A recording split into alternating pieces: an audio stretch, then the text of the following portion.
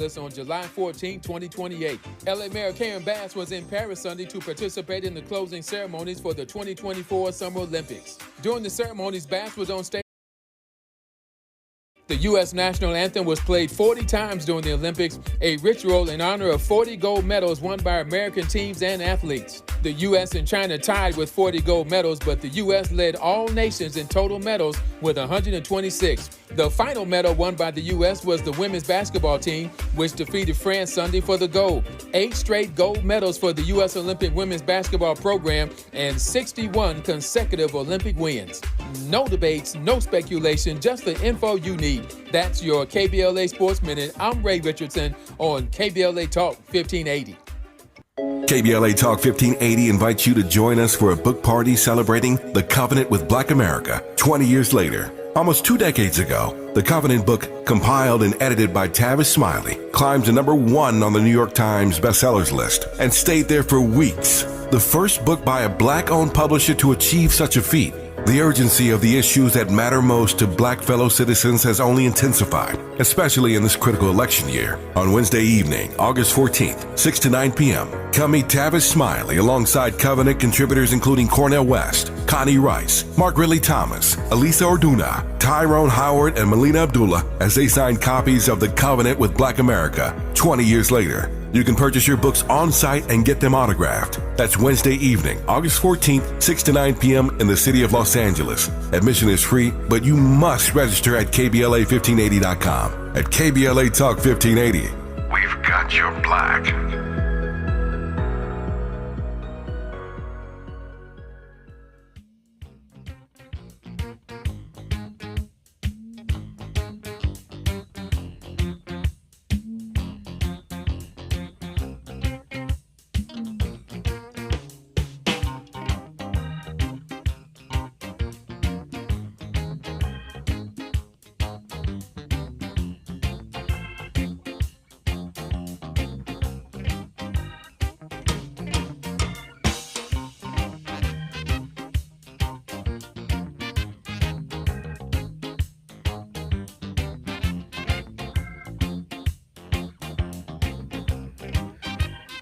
That's Stevie Wonder, and I'm Tavis Smiley, and I'm delighted to have you with us in this hour of our program today, our final hour.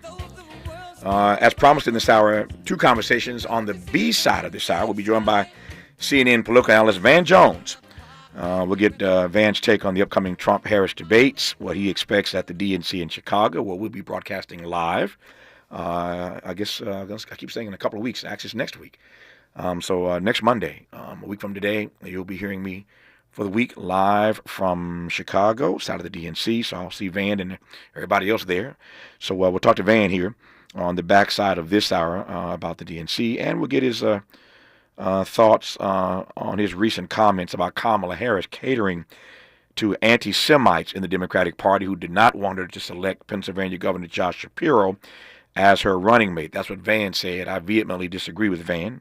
And as I say around here sometimes, every now and then you got to fight with your friends. So me and Van going to fight in the second half hour of this hour about those comments. I just disagree. But we'll talk to Van Jones on the backside of this hour. As promised, though, we commenced this hour with filmmaker Stephen Ulaki discussing his new documentary about the Christian right's shift toward fascism. The documentary is called Bad Faith, an Unholy War on Democracy. Here now the trailer for the documentary. Everything can be reduced to right and wrong. Make no mistake about it. We are talking about Christianizing America.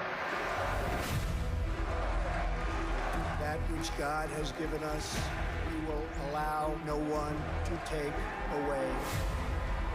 The Supreme Court has overturned Roe v. Wade.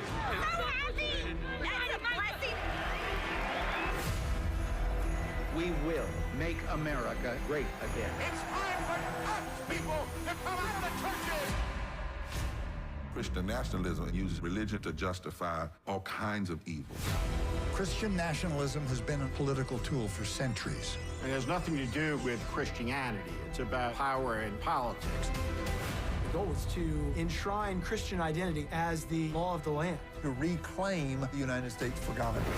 You can't take over society unless you take over the 7 pillars, and they've gone one by one to do it. We want total war. We are the Christian Taliban.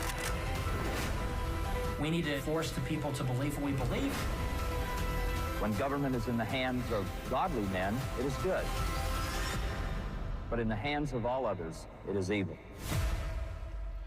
The documentary, once again, is called Bad Faith, An Unholy War on Democracy. The filmmaker behind that project is Stephen Ulaki, who I'm pleased to have join us live in studio right now. Stephen, nice to see you, sir.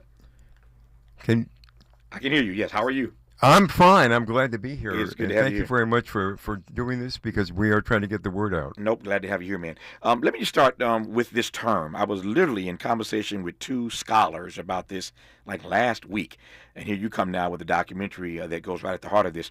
Talk to me about this term, Christian nationalism. When we use that phrase, when we use that term, what do we mean?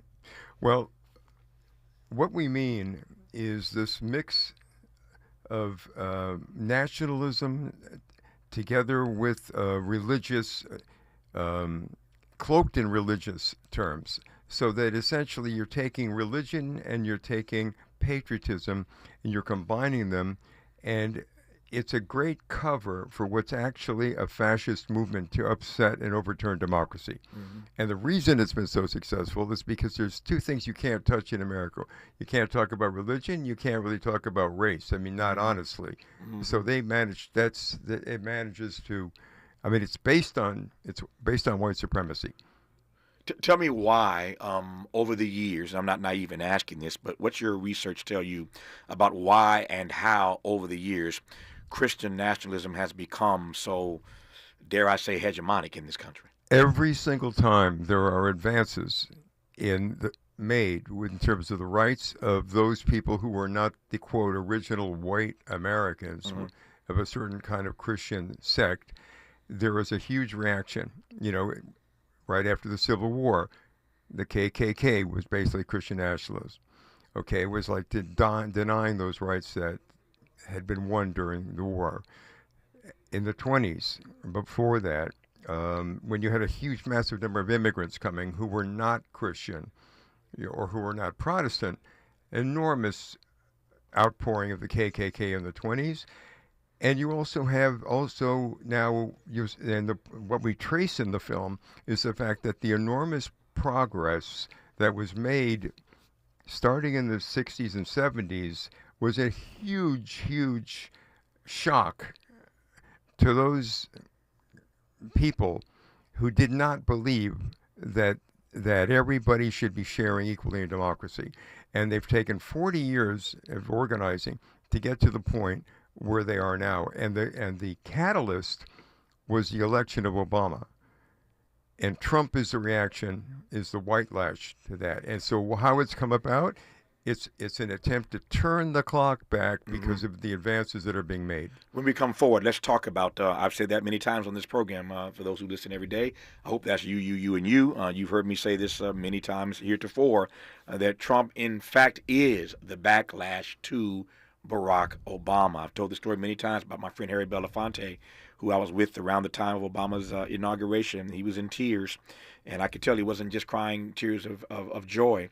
He said to me, I've lived long enough to know, Tavis, that whenever we have a moment like this, there's a backlash or a white lash coming.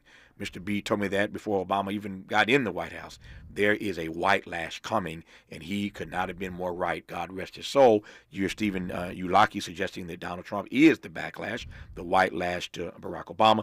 The film is called Bad Faith, An Unholy War on Democracy. More about these Christian nationalists when we come forward on Tavis Smiley. From California to the Carolinas, everybody's listening to Tavis. More when we come forward. Make a move into a home of your own. With City National Bank's Ladder Up Home Loan Grant, you could receive up to $20,000 that you never need to pay back. Use it toward your down payment, save on closing costs, or to buy down your mortgage rate. Find out more at cnb.com/ladderuphome. City National, here for every stage of the journey. Property must be in a qualifying market in California, New York, or New Jersey. Additional terms and conditions apply. Not all applicants will qualify. Terms are subject to change without notice. City National Bank is an equal housing lender. Member FDIC. NMLS number 536994. History is being made. LA Civil Rights and the LA City Reparations Advisory Commission is about to unveil a groundbreaking reparations report. Come learn more about the impact of the Black experience in Los Angeles. Join us on Tuesday, August 27th, 5 p.m. at CSUN's Student Union for the official release and panel discussion. For more information, call 213-978-1845 or visit laisforeveryone.com. Again, laisforeveryone.com. Be part of this monumental moment. Texting enrolls you into recurring automated text messages. Consent not required to purchase. Message and data rates may apply. Hey, Dan, how you doing? Haven't seen you around the gym for a while. Yeah, I've really fallen off. Since I turned 40, I just don't get the results I used to get. Could be lower testosterone. Lower T? Yeah, I went through it a while back. Once you hit 40, your body has less free testosterone. I got Nugenix Total T, and it's made a huge difference for me. I've seen that ad on TV. Is it for real? Oh, yeah. The key ingredient is something called Tesnor, which helps boost free and total testosterone levels to help you trim up and stay lean. And it's made a difference for you? Man, I feel like I'm in my 20s again, at work, in the gym, and in the bedroom. Are they still giving out complimentary bottles for people to try it for themselves? Yeah, you just need to send them a text. Text LION to 42424 right now for your complimentary bottle of Nugenix Total T, the #1 selling testosterone booster at GNC. Plus, text now and we'll include a bottle of Nugenix Thermo, our most powerful fat incinerator ever, to help you get back into shape fast, absolutely free. Text LION to 42424. That's LION to 42424. He's a paradigm pioneer and the top-rated African-American talk show host in the nation, according to Talkers Magazine. You're tapped in with Tavis Smiley right now. You can call us extremists. You can call us domestic terrorists. You know who else was called a lot of names? Jesus. Most Americans, no matter how they vote, really care about the same things. We need to be the party of nationalism, and I'm a Christian, and I say it proudly. We should be Christian nationalists. I'm Tavis Smiley. Our guest is Stephen Ulaki. He is the filmmaker behind the new documentary Bad Faith, an unholy war on democracy that was sound from his documentary. Back to this notion of Christian nationalism. You laid out moments ago, Stephen, how they have moved over the last 40 years. Let me just ask you this. Has their agenda changed over the last 4 decades? And if so, how? Their agenda has never changed. Okay.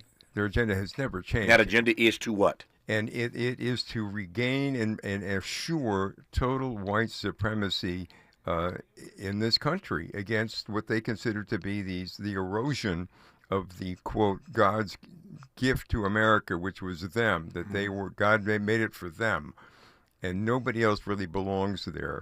And that's why they're against democracy, because democracy is majority rule. They don't believe in majority rule.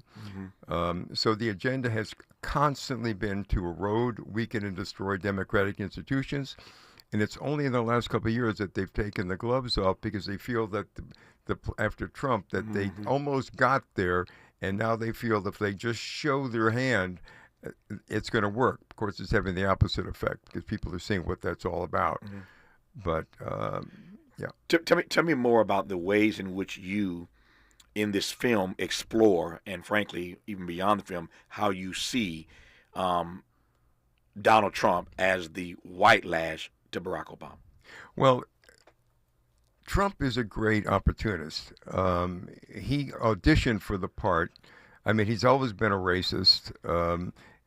He auditioned for the part by this whole birtherism thing that had a lot more success than he might have thought it had, which indicated to him, yeah, there's a very fertile ground there. And then basically, he turned out, because of the fact, and this is the tricky part, Tavis, that over the years with the preachers, preaching it from the past, from the pulpit, not Christianity, but rather the fact we want to take over and recreate the kingdom of God on earth. They didn't mean spiritually. You might have thought they were talking spiritual. No, they were talking about They wanted themselves to be in charge because they consider themselves God-given. Okay, so Trump was the perfect guy for them. It was a horrible thought for a lot of evangelicals because of his character, and they're all about character and principle. But then this notion of him being King Cyrus, they looked in the Bible and they said, look, God works in very strange ways. Pagans help the Jews in the Old Testament. What if God were doing this for us? We have to acknowledge it. And in our film, one of the conservative evangelicals says people felt they were living out the scriptures. They were living out the prophecies now with Trump. So Trump got very lucky with that. The other thing about Trump, he had no principles. He has no interest in anything. He's purely transactional. So basically, they figured, okay, he may not be the perfect guy, but he's appeared willing to give them whatever they wanted in return for their support, which is what he did in the first term. Whatever they wanted. So he is both puppet and puppeteer. He likes to think he's very independent, but actually they control him. Their agenda controls him. He has no interest in governing. That's what this Project 2025 thing is sort of lays it out for him. So they have essentially looked beyond all of his character, not just flaws, but deficiencies. Yeah. They've looked beyond all that because they believe, if I can put it this way, that God can use anybody to do anything, and that Donald Trump is being used of God, flawed man, flawed individual, flawed human though he may be. Yeah, that's the justification they have. You can call it what you want. It's obviously very opportunistic on their part. Sure. But it was something that it took a little while for people to get their heads around it, but after he delivered for them in the first term, now they're just really behind him, although at the same time they're suffering a huge loss of young people from the church because young people are turned off by what's happened. And so it's a double-pronged thing. It's an attack. Christian nationalism is an attack on religion and on democracy. It exploits religion to destroy and undermine democracy. Yep. You mentioned birtherism a moment ago, and we all recall Donald Trump engaging in that birtherism cesspool. He jumped into it pretty willingly during the Obama era. He tried to retool that. He has tried to retool it with Kamala Harris. We all saw him at the NABJ convention in Chicago, where he questioned her blackness. She has very wisely, very astutely not engaged him on that, nor should she. How dare anybody who's white question my blackness? It's a difficult conversation inside of Black America for Black folk to question the blackness of other Black people. How much do you really love your people? That's tricky terrain right there. But I'll be doggone if I don't let anybody white question my blackness. But he tried that birtherism trick again at the NABJ. It's not landed so well. I mean, across the board. My question is whether or not, from what I'm looking at, I don't think it's landed as well even inside his own following. No, it hasn't. Not this time around. Not this time around. What do you make of that? Well, what I make of that is that people are a little tired of the display. And, I mean, I don't want to believe any of the narratives that the media are putting out now because they're just trying to sell newspapers or to sell time. Okay, it went from disaster to now all of a sudden, okay, it's a golden path for Kamala Harris. Don't believe it. I just said that in our first hour. You're quoting me the Time magazine cover. They have her on the cover of Time magazine now, and they're making her out to be some sort of messianic figure, and they're asking all these questions. Where has this Kamala Harris been all along? It ain't Kamala, it's y'all. It's the media that advanced a particular. Don't get me started. I went over this in the first hour. Continue, please continue. You don't trust the media, you were saying. No, you absolutely don't trust the media. Not only because of that, they're not even telling the news as it is. They call these people conservatives. These are radical extremists. Right. And I think the reason it's not landing as well, even amongst his own group, well, let's put it this way. It may well be landing with his own group, but that's maybe 35% at most. Right. It's not helping him with the people he needs if he's going to win the election. But my point is this, though. The party elite, and that certainly has changed over the last 8 years since Donald Trump has taken 12 years, since he's taken control of the party, basically. But when he traded in this birtherism talk with Obama years ago, he didn't get the kind of pushback then that he's getting now. There are all kinds of folk in the party who are saying that is a dangerous trope to be playing with. It's not going to help us win in November. Nobody said that around Obama. They all bought in. On Kamala, they're telling him, many people are Stand down on that. Don't make that birtherism argument against Kamala. What changed? I think the country changed. Yeah. I think the country changed, and I think that's the most solid reason. It's not anybody being super smart or somebody figured something out. It's just that it played really well 10, 12 years ago. The country's changed, and people are a little sick of him now, and he also basically is having an extremely hard time looking like a viable candidate. He's looking like the tired old guy he is, who has not an idea in his head, who only attacks people personally. And I think, from what I can tell, even in his own rallies, people leave at a certain point because they're sick and tired of hearing his grievances. And all I can say is that for his partners, the evangelicals and the billionaires, they're freaking out. Because this guy, who they are hoping to use, of course, it's all use, this guy's not performing. Yep. This guy's fucking it up. I read. Hey, watch the language. We're FCC. I was going to ask you ahead of time if I say that. Okay. It's okay. We bleeped it out on the radio. That is. Yeah. For the app users, they just got the F-bomb. So there it is. Okay. Anyway, the point I was pushing toward is simply this. That I was reading a story the other day that underscores the point, Stephen, you just made. That he had a fundraiser the other day. And all these billionaires and others who were in this room were asking him questions. And according to this particular story, you're right, there are concerns because they don't see that he has pivoted as he needs to in this moment. He's not running against the old white guy he thought he was going to run against.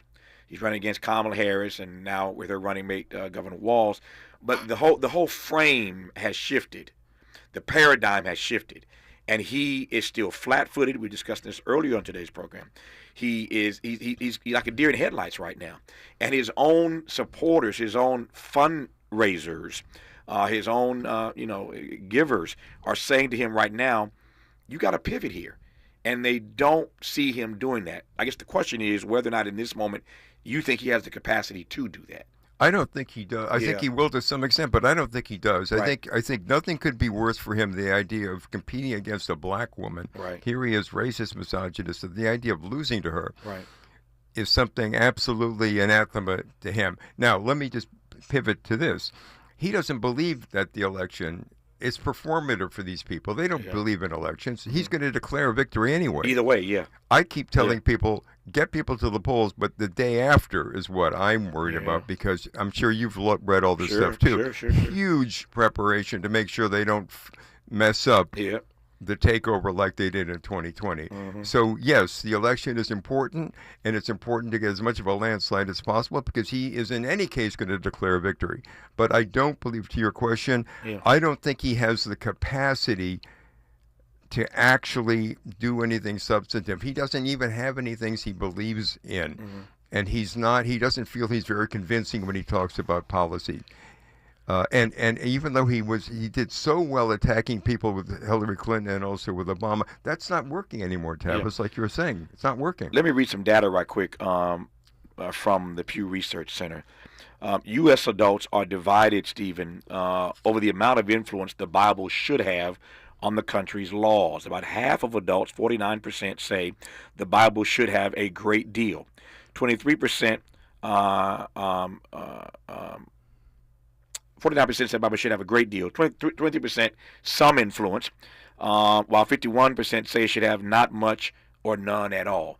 We seem to be, sort of divided on this question about the influence that the Bible ought to have in our politics. How do you read that Pew number, that Pew data? Well, I mean, here's what it is. The Bible, you can find whatever you want in the Bible. They essentially use the Bible as a weapon. And they're weaponizing stuff. They're picking stuff up. But people in general, the average person who's not a member of MAGA and who's gone to church, who grew up in the church, and whether they're practicing or not, they think that the moral code, the Ten Commandments and so forth, is something that should be considered, but not at all the way in which the MAGA and the Christian nationalists are considering that the Ten Commandments should supplant the Constitution.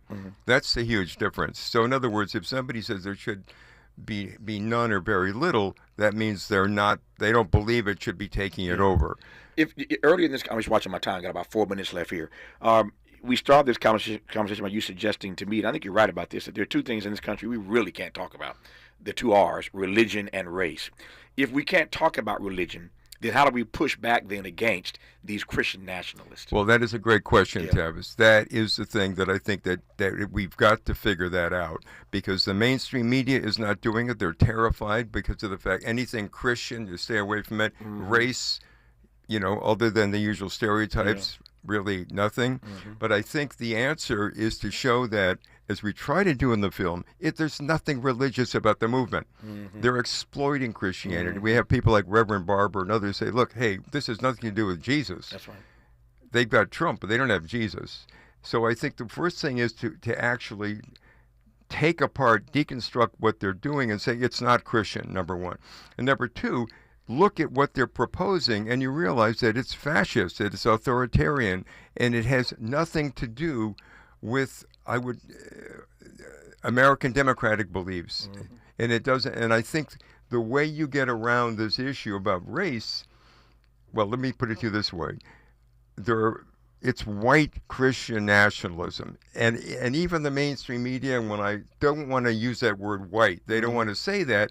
But that's what it is. It's about white supremacy. So what we need to do is to keep hammering that point. It's white supremacy. It's white supremacy that was behind the whole alliance between the Republicans and the evangelical leaders in the late 70s and early 80s. It's always been the issue.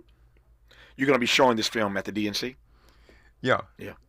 On August 22nd, there's a panel on Christian nationalism that Representatives Huffman and Raskin are going to be doing on the 20th on the floor of the convention. And on the 22nd at the Marriott right across the way, we're having a screening with a panel with Barber and Huffman and a few other people. So I'm very pleased about that. It's an opportunity for people to spread the word about this. Yep. What do you hope the takeaway is for those who see Bad Faith, An Unholy War on Democracy? What do you want them to take away from the documentary? What we want them to realize is that there is no real choice this November for the election. If you want to keep your democracy, you cannot vote Republican because they don't believe in democracy. And that's the one point that the mainstream media has failed to make and is scared to make.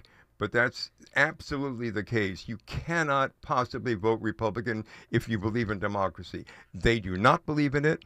For the years I spent working on the film, it took me years to realize, wait a minute, they really don't believe in it. They believe in dictatorships. Yeah. So that's what I want them to take away from it. And they're not getting the information from their news sources. That's the problem. So people like you and then in our film and so forth have got to keep making that point. The film is called Bad Faith, An Unholy War on Democracy. The filmmaker behind the project is Stephen Ulaki, who has been our guest in this half hour. Stephen, good to have you on the program. Thanks for the work, man. Thank you for having me, When Tavis. we come forward, a conversation with Van Jones on Tavis Smiley. This is getting good. Yeah, man. Tavis Smiley continues when we come forward.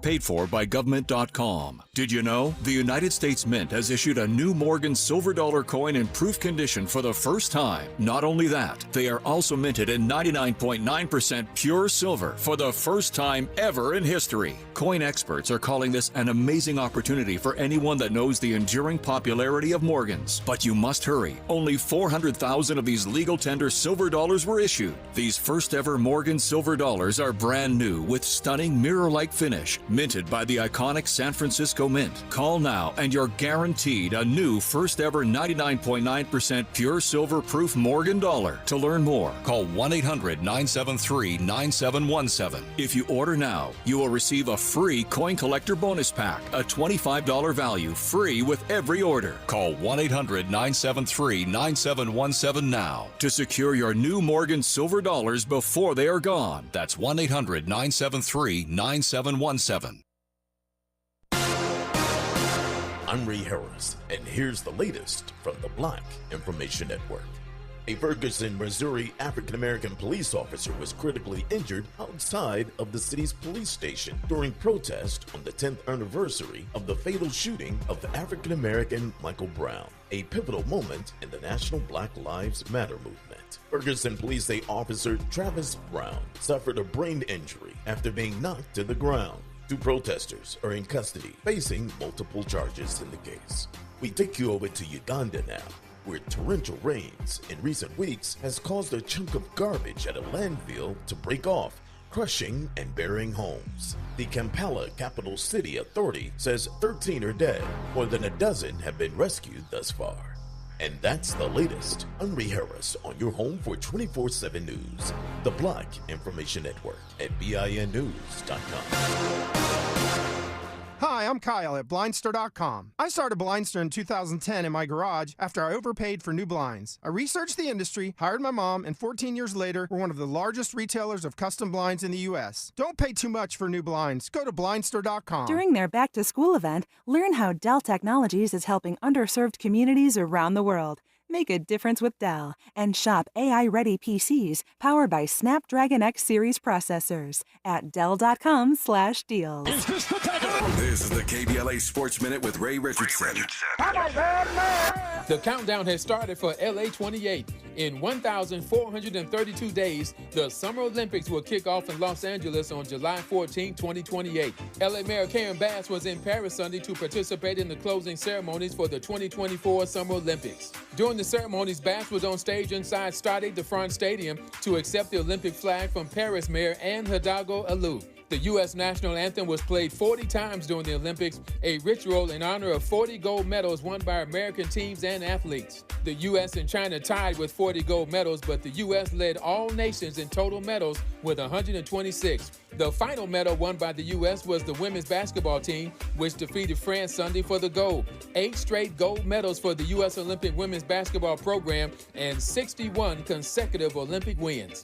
No debates, no speculation, just the info you need. That's your KBLA Sports Minute. I'm Ray Richardson on KBLA Talk 1580. If you say you care about the community, you have to also care about the climate. We're KBLA Talk 1580, and we've got your black. Hi, I'm Kyle at Blindster.com. I started Blindster in 2010 in my garage after I overpaid for new blinds. I researched the industry, hired my mom, and 14 years later, we're one of the largest retailers of custom blinds in the U.S. Don't pay too much for new blinds. Go to Blindster.com. We've got a lot to talk about. Hey there, it's Karen. And I'm Ernest. We're the co-hosts of Food for Thought with Karen and Ernest here on KBLA Talk 1580. Make sure you check us out Saturdays at 8 p.m. And our rebroadcast happens on Sundays at 7 p.m. We'll be talking about the art of dining. We'll be giving food tips, talking to sommeliers, chefs, concierges, all the food influencers. Everything food, everything dining. And sometimes with some of our friends just hanging out and talking food. And when you listen to our show, we have a segment called Hot Dishes. Sometimes unpopular opinions, but we said what we said and we meant what we meant. Also, we do food reviews with who's hot and who's not. Yeah, you make sure you guys check out Food for Thought with Karen and Ernest here on KBLA. We've got a lot to talk about. Unapologetically progressive. KBLA Talk 1580. We've got your black. My friends swim no matter the season, but my moderate to severe plaque psoriasis can sometimes take me out of the moment. Now, thanks to Skyrizi and clear skin, count me in. With Skyrizi, Risankizumab Riza, a prescription-only 150 milligram injection for adults who are candidates for systemic or phototherapy. 3 out of 4 people achieve 90% clear skin at 4 months. Don't use if allergic to Skyrizi. Serious allergic reactions and an increased risk of infections or a lower ability to fight them may occur. Before treatment, your doctor should check for infection and tuberculosis. Tell your doctor if you have an infection or symptoms such as fever, sweats, chills, muscle aches, or cough, or if you plan to or recently received a vaccine. Thanks to Skyrizi, there's nothing on my skin, and that means everything. Ask your doctor today about Skyrizi, the #1 dermatologist-prescribed biologic in psoriasis, and visit skyrizi.com or call 1-866-SKYRIZI to learn more. Freedom is an endless meeting. So let's get back to it with Tavis Smiley. As promised, we close our show today for the next 30 minutes, 25 or so, with our friend and brother Van Jones, analyst on CNN, and wears 1,000 other hats that I wouldn't even attempt to try to run down. Van, how are you, my friend? Oh, I'm so good to be talking to you. You got me my start. gave me my springboard. It was my first time I was ever on national TV was with you. You were kind, man. I've been hearing that a lot lately because, as you know, there's been a viral clip of Kamala Harris running around everywhere, where she's talking about crime and punishment, law and order. When I first put her on national television with State of the Black Union, so as I become more chronologically gifted, I am always amazed at the number of people who tell me that I first put them on. It's a great honor for me to have had these platforms to do that, and I thank you for being always there and supporting me as well. So thank you. Let me just jump in. I do want to push back with all the love we have for each other. I want to push back on those comments I saw you make about the anti-Semitism in the DNC. We'll talk about that in a minute here. But I want to just start broadly with your thoughts about where we are in this moment. I'll see you in Chicago. We'll talk again there, I hope, in just a week or so. But give me your sense. I'm asking this question literally to give you all the canvas you need to paint. I'm not asking anything in particular. When it comes to Trump trying to get back on his square against a candidate he did not expect to be running against, what do you see, Van?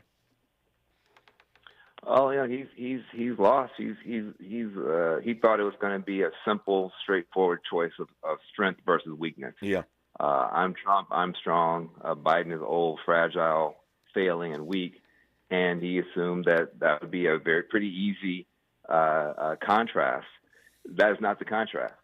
Now it is young, vibrant, exciting, next generation, the future, versus old, lost, boring, stated Vegas act with the same tricks and the same, nonsense. Yeah. So he's trying to figure out how to deal with a very, very different set of challenges. Now, I suspect he won't stay this stupid and won't remain this incompetent. And also there are other PACs and other things that can come in and start advertising and doing other stuff. But he's lost and confused right now. Yep. I've asked this question of others, but not Van Jones. There's some who believe that this race is still Trump's to lose. There are others who see Kamala now with such a wind at her back that he can't find his legs again. How do you read it? No, that's not right. I mean, he's still. If you have to race right now, he would probably win. Mm-hmm. I think people have to recognize that all of this new momentum, most of it is just people coming back to the Democratic Party who should have been with us the whole time. So a lot of it yeah. And so a lot of it is just people, coming home, and you still have those people in, 3, 4, 5 states who don't know what to do and who frankly are paying very little attention and who'll be very vulnerable in a month. Suppose she stumbles in an interview. Yeah. Suppose, we get another bad jobs report, or gas prices shoot up, or suppose she doesn't do as well as people think she'll do in the debate. So we're a long way from being able to rest, and it's going to be a fight all the way to the finish. Nope, I keep saying that. A day in politics is a lifetime, right? So a thousand things are going to happen between now and November that are going to reshape this race and reshape it. And the way that people see these choices that they have, trust and believe. This ain't the end. We got a ways to go. To that point, how concerned are you about the popular vote versus the electoral college map? I've said many times, I can't imagine you and I just disagree on this. Maybe we do. I see Kamala winning the popular vote, but that don't mean nothing because Hillary did that. How concerned are you about the popular vote versus the electoral map? We'll win the popular vote like we always do, and it'll be a nail bite. Look, the Republicans haven't won the popular vote since W in 2004. Yeah. They always lose the popular vote. Exactly.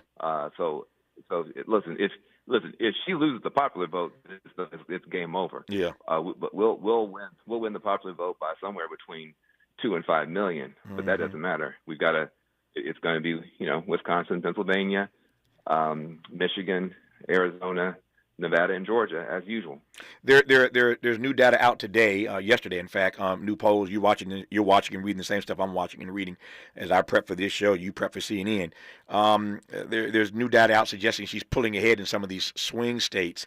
I raised this question earlier with one of, I guess, who was it, Joe Trippi, I guess, in our first hour today, about my concerns about her running right now as if she's winning. I always like running slightly close. I like being a little bit behind. I like to get my stride and my momentum at the right time, like a good sprinter in the Olympics. It's hard to come out the blocks and win that thing all the way, but you want to just find your stride and your momentum kick in when you need to. Joe said, "Well, I hear that, Tavis. On the other hand, you take it when you can get it." I understand that as well, but there is some concern right now with him finding, getting back on his square, but I'm also concerned about her running right now as if she's winning, and I don't really see that at the moment, Van, on the electoral map. Yeah, I don't know that she's running as if she's winning. I'm not sure what you're seeing. I think getting out there every day and doing a different rally and fighting for it and being in those swing states and being in those battlegrounds, I feel working hard. Okay. I think Trump was running as if he were winning. No question. He was doing one rally a month. I mean, he was acting like it was all over after the debate, and and then of course he had the unfortunate incident and all that he had to deal with. But I like what she's doing.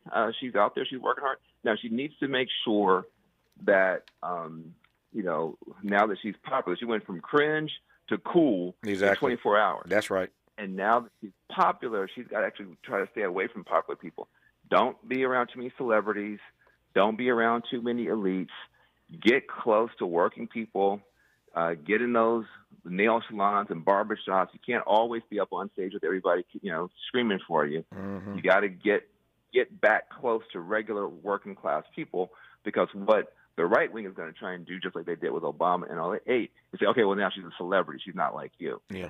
And so it's fun to do those rallies. It's energizing, but you can't have that be your only thing you're doing. Yep. You referenced this earlier. Let me ask you a direct question about it. When they go tete-a-tete on stage, what do you expect? Again, my frame is that, he has to be careful debating a woman. And as a black woman, she got to be careful debating a white man. This is still America. I'll leave it there. You take my point. What do you expect in these debates? I think we need to radically reduce the expectations for Kamala Harris in the debate. Agreed. First of all, you always want to go into a debate with people assuming you're not going to do well. That's right. The problem is people think she is going to do well, and there's no evidence that Kamala Harris, for all her great gifts, is a great debater. Kamala Harris got her ass kicked by Tulsi Gabbard in 2020. Tulsi ate her ass up. Why? Not because Tulsi's smarter. She's not. Not because Tulsi, has anything but because Kamala is a prosecutor. Prosecutors always have a glass jaw because they're used to pointing their finger at the person who they are interrogating. And that person's never going to say, yeah, but your mama's fat. That never happens in court. Exactly. Okay? So they're shocked, right? Yeah, exactly. They're shocked when somebody comes back at them with that same fire. And so prosecutors are notoriously poor debaters. They're great speech givers. They can be great interviews. They are not always great debaters. And so we need to get people off this thing. She's going to eat his ass up. She may not, and she's going to need to be prepped with some of the worst people in the world. Do not put Kamala Harris in a room with some policy people for 4 days. That's right. Like they did with Biden. Put her in the room with some street, some gangsters, Your mama ugly. Exactly. What about Willie Brown? You up here, hot Tui? All this. That's it. She needs to have people get in her face and go and talk about her daddy. Talk about, that she is ready, because I'm going to tell you right now, at minute 18 to 20, if Trump is not thoroughly dominating her and she's in there with that, I'm the prosecutor, you're the perp energy, which is what she should do. Yeah. I'm the prosecutor, you're the perp. At about minute 19, minute 20, Trump will go into the gutter. He'll go in. He will go complete, because he cannot psychologically handle being humiliated, period, let alone being humiliated by a woman, let alone a black woman. And once he realizes that he is in that situation, I don't care what they tell him, he is going to go. He's a predator. He will go for the jugular, and he will talk about stuff that will shock, a sailor if that will prevent him from walking off that stage humiliated. No, he needs to be ready for that. Van, I know you're busy every day, so you're not hearing this program every day, but you sound like you are, because this is what I'm saying all along. I've said it before. It's not above Donald Trump to call her a hoe to her face, and I mean that word. He'll call her a hoe to her face. He will tell her to her face, you slept your way to the top, Willie Brown. Period. He will tell her that. And then we're going to see what her reaction is to that. So Van is absolutely right. If she's debating, if she's practicing in these debates with the wrong person, she ain't going to be ready. And then there's the other issue I've raised about the psychologist. I believe they have to talk to some psychologist about the role that she's going to be in as a black woman debating a white male, and how some white men, many white men and white people may see her sassing, going in on a white male with all the privilege that comes with that in this country. It's a dicey situation. And for those who keep saying she's a prosecutor, he's a felon, she's going to kill him, stop it. In that regard, Van and I agree. More with Van Jones on a few other topics when we come forward on Tavis Smiley. Generous listening. Charitable listening. It's why everybody wants to talk to Tavis. The conversation continues when we come forward. We ask seniors how to prevent Medicare scams. My best advice, if you get a phone call, do not talk to the person. These people are well trained. Don't talk to them. They don't know me. They're just trying to scam me. Don't be fooled. Hang up. Just hang up. Never give out your Medicare number. They're going to get your number to put in a false claim. If I get a call from someone, I don't pick up the phone. And should I pick up the phone and they ask for information, then I hang up. How do you detect Medicare fraud? Just like I check my credit card statements, I check my Medicare statements monthly. Scammers can get a hold of your number, order medical devices through your account, and you're not even going to know about it if you don't look at your statement. Check your statement every month. If you get your statement and you see something that you know you did not have done, you report it. Call your Senior Medicare Patrol. To report Medicare fraud, call the Senior Medicare Patrol at 855-613-7080. KBLA Talk 1580. We've got a lot to talk about. KBLA Talk 1580, connecting you with services and solutions. Legal Aid Foundation of Los Angeles is a nonprofit law firm that protects and advances the rights of the most underserved, leveling the playing field and ensuring that everyone can have access to the justice system. Every year, LAFLA provides free, high-quality legal services to more than 100,000 people living in poverty across greater Los Angeles. Their unique combination of neighborhood offices, self-help centers at courthouses, and domestic violence clinics puts Legal Aid Foundation of Los Angeles on the front lines in vulnerable communities and at the forefront of change. LAFLA's expert team of attorneys, paralegals, and support staff works to provide direct representation, offer counsel and advice, provide referrals, and educate the community about their legal rights through workshops and seminars. With locations all over LA, you can access their services or volunteer to help no matter where you live. And if you have an urgent issue, call 213-235-0060. That's 213-235-0060. To get legal help, make a donation, or volunteer, visit LAFLA.org. LAFLA.org. This is a community call to action from KBLA Talk 1580. Febreze. So my home is also my office. And before I can focus, every room's gotta be clean. That means tidying up and spraying my Febreze Air Mist. Ooh, that's fresh. Febreze Air Mist scents are all high quality. They fight any weird funk, and they give my air an instant boost of freshness. So not only does my home smell good, I feel good too. After I Febreze, it's time to start my day. Breathe happy, Febreze, la la la la la. Less monologue, more dialogue. Tavis Smiley continues right now. He does indeed with Van Jones. Watching my time's getting tired of me. Van, what if she is what if she's successful at you remember what was in that movie? Jack. A Few Good Men. Jack Nicholson. You know the scene I'm going to. Jack Nicholson and Tom Cruise, and Tom made Jack Nicholson become unhinged.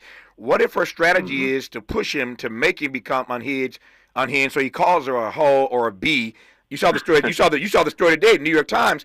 They're already reporting that he's been calling her a B already behind the scenes. The campaign is on record today denying it, but he's called her an itch a bunch of times. What if he becomes unhinged and just lets one of those fly in that debate? Oh, look, his base will forgive him for anything, but I think it's how she responds. Right. That's going to be the key. whatever he does, she needs to have thought through, not just thought through, she needs to have had hours and hours of physically preparing, hearing it, and then responding, hearing it this way, so that she's ready. Because unfortunately, she's not. He won't be judged by what he says, but she will be judged by how she reacts. That's right. Nope, I hear. Yeah. Now you mentioned something about anti-Semitism. I wanted to make sure we got to that before we. No, we'll get to it. Hold that thought. I'm gonna come right to it. I got about 5 minutes left with you when we come forward. But I saw those comments, and my thing is always to ask the person, did they say this? I didn't see Van say it on television. I read the piece in the New York Post. I always consider the source. It is the New York Post. So I want to hear from Van what he actually thinks about these anti-Semites in the Democratic Party, and that Kamala bowed to them, bent over for them in not picking Josh Shapiro, the governor of Pennsylvania, to be the running mate, instead chose Tim Walz out of Minnesota. You'll hear straight from Van's mouth when we come forward on Tavis Smiley. Why does Tavis say when we come forward? Because he's not going back. And you don't have to go back either. Forward ever, backward never. More of Tavis Smiley when we come forward. If you're like me, 60 and retired, making ends meet, especially here at the supermarket and drugstore, is tough. I'm so blessed to have found benefitscheckup.org. It's a free and confidential website from the National Council on Aging that connected me to $1,200 a year in programs that help pay for food, medicine, utilities, and more. Maybe it can help you. benefitscheckup.org. You know where you want to go in life, and City National Bank can help. City National knows the dedication it takes to build your vision for the future into a reality, and our team is here for you. We have a wide range of options to help, from personal savings accounts to interest-bearing money market savings accounts and more, all designed to help you get where you want to go. City National, here for every stage of the journey. Learn more at cnb.com. City National Bank is a subsidiary of Royal Bank of Canada, member FDIC.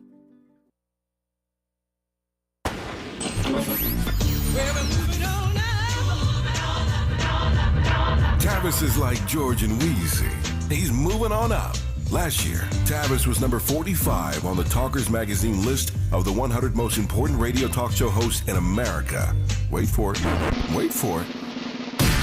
The 2024 list was recently released, and Tavis has jumped to number 33 on the list of the nation's most important talkers, making him the highest-ranked African American on the coveted roster.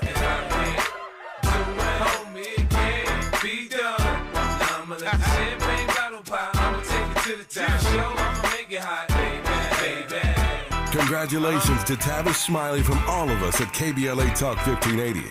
We've got your black.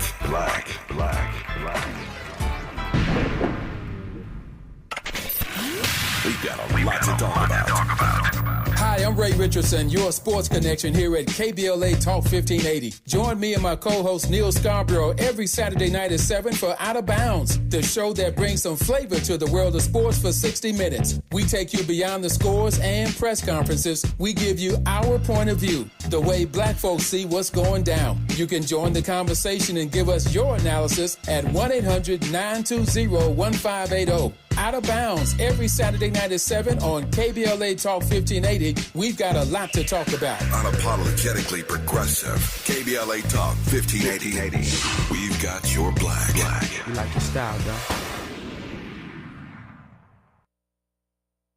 More honesty than you can handle. More empowerment than you can imagine. You're tuned in to Tavis Smiley. Tavis Smiley and Van Jones. Before I lose him, I want to talk about his new nonprofit, the Dream Machine Innovation Lab. Van does some pretty amazing work. I want to talk about this Dream Machine Innovation Lab before I lose him in 5 minutes. But Van, you heard me say a moment ago what I read. What did you say? Yep. Well, I did not say that. Okay. And that's one of the things. That's one of the things that I worry about with people.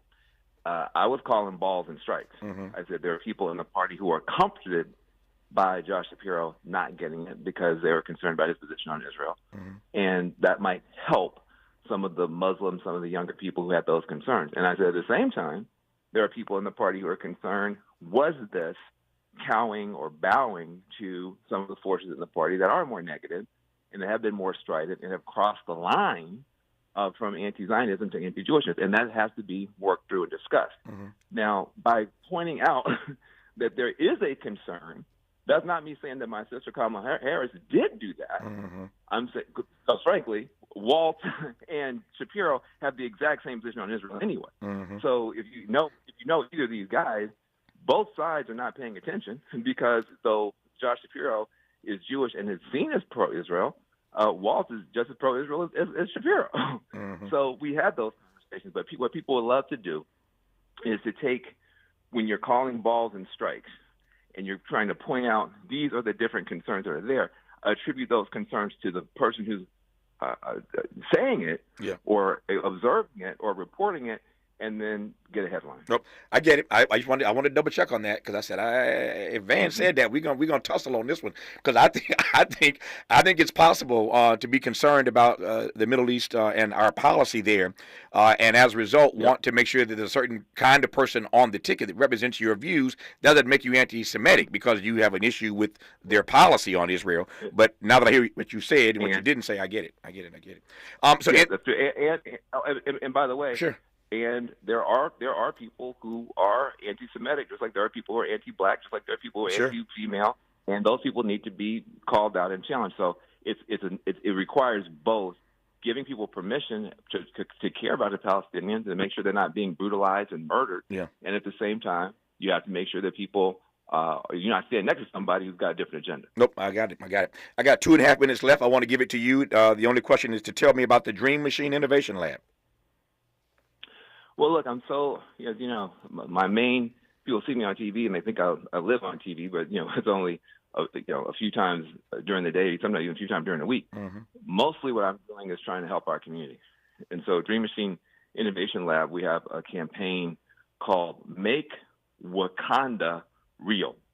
Make Wakanda Real. So those of you who love Black Panther know that Wakanda was an African nation that used technology for good, had the best technology in the world. So we're partnering with AI companies and other high-tech companies to get these AI academies going in our communities. We did one in Atlanta earlier this year. We're going to do another one. We're going to be running the AI track for Invest Fest in Atlanta later this month.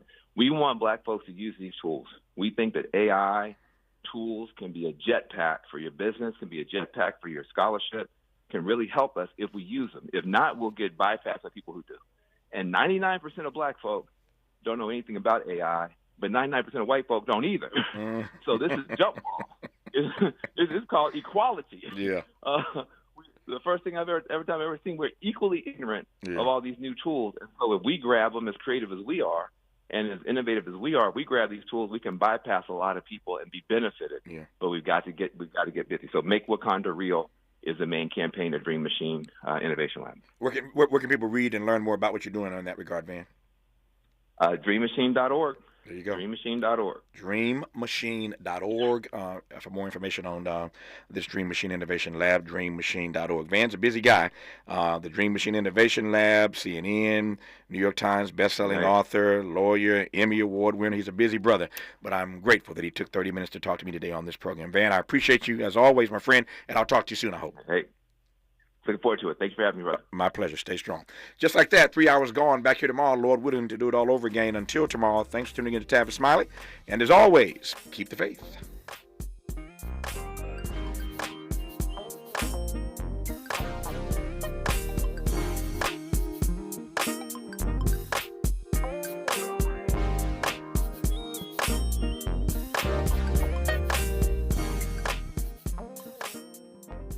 KBLA 1580 Santa Monica.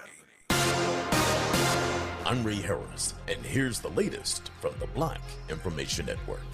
A Ferguson, Missouri African-American police officer was critically injured outside of the city's police station during protest on the 10th anniversary of the fatal shooting of the African-American Michael Brown, a pivotal moment in the national Black Lives Matter movement. Ferguson police say Officer Tavis Brown suffered a brain injury after being knocked to the ground. Two protesters are in custody, facing multiple charges in the case. We take you over to Uganda now, where torrential rains in recent weeks has caused a chunk of garbage at a landfill to break off, crushing and burying homes. The Kampala Capital City Authority says 13 are dead. More than a dozen have been rescued thus far. And that's the latest. I'm Ray Harris on your home for 24/7 news. The Black Information Network at BINnews.com.